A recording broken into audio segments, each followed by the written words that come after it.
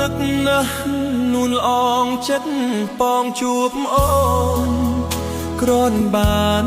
ជាក្បូនសណ្ដោងសណ្ដូនមាស្ងួនវលាក់មៀងល្អលើកស្លុក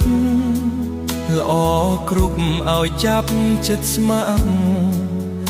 បើសិនមិនបានរួមរយៈចាំងជាទ្រូងបងអត់លហែនឹកណាស់ស្រីល្អទូក្រយ៉ាងណាក្តីស្ម័គ្រក្តីមេត្តាជឿចុះជីវ៉ាបងអត់កែប្រែ